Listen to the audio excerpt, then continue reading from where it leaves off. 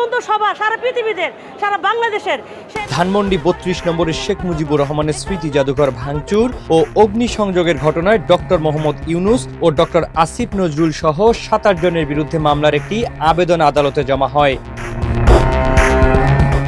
আজ ২০ আগস্ট ঢাকার metropolitan magistrate Mohammad Jewel রানার আদালতে তামান্না চৌধুরী প্রিয়াঙ্কা নামে এক নারী এই আবেদন করেন। পরে আদালত বাদীর জবানবন্দি নেন ও আবেদনটি পর্যালোচনা করেন।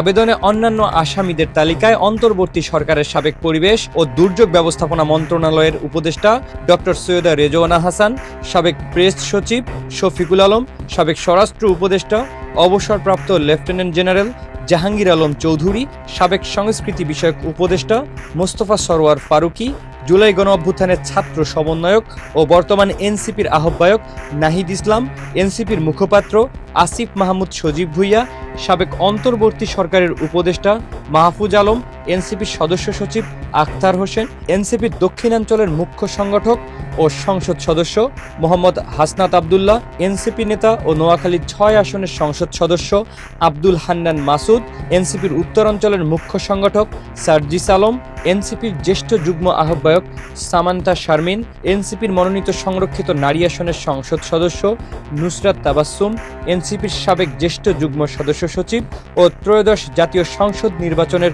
স্বতন্ত্র প্রার্থী তাসনিম জারা, এনসিপির মুখ্য সমন্বয়ক নাসির উদ্দিন পাটোয়ারি, এনসিপির সিনিয়র যুগ্ম আহ্বায়ক ও ঢাকা মহানগর উত্তরের আহ্বায়ক আরিফুল ইসলাম আদিব, এনসিপির যুগ্ম সদস্য সচিব সালেহ উদ্দিন সিফাত, অনলাইন অ্যাক্টিভিস্ট ও রাজনৈতিক বিশ্লেষক Pinaki Bhattacharya, online activist Elias Hossain, activist Konok Sarwar, অবসরপ্রাপ্ত কর্নেল নূর নবী, তাহরিমা জান্নাত সুরভি, মোহাম্মদ মিলন, ফাহিম আল চৌধুরী ও আবুল কালাম আজাদকে রাখার আবেদন করা হয়।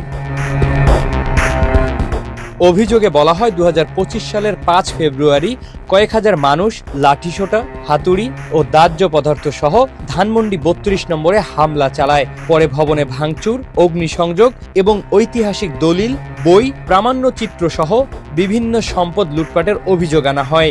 অভিযোগে আরও বলা হয় ভবনটি ভাঙার জন্য বুলডোজার, এক্সক্যাভেটর ও ভারী যন্ত্রপাতি ব্যবহার করা হয়। পরদিন বিকেল পর্যন্ত ভবনটি প্রায় পুরোপুরি গুঁড়িয়ে দেওয়া হয়। মামলার আবেদনে অভিযোগ করা হয় কয়েকজন আসামি সামাজিক যোগাযোগ মাধ্যমে লাইভে এসে ভাঙচুর ও অগ্নিসংযোগে উস্কানি দিয়েছেন। পাশাপাশি পূর্ব ঘোষণা থাকা সত্ত্বেও ভবন রক্ষায় সংশ্লিষ্ট সরকারি কর্মকর্তারা কার্যকর ব্যবস্থা নেননি বলেও দাবি করা হয়। তবে এসব অভিযোগ আদালতে প্রমাণিত হয়নি এবং আদালত বাদীর জবানবন্দি শোনার পর মামলা দায়েরের আবেদনই খারিজ করে দেয়। অর্থাৎ ধানমন্ডি ৩২-এর বহুল আলোচিত ভাঙচুরের ঘটনায় ফৌজদারি মামলা করার যে উদ্যোগ নেওয়া হয়েছিল, আদালতের আদেশে শুরুতেই থেমে গেল সেই আইনি প্রক্রিয়া।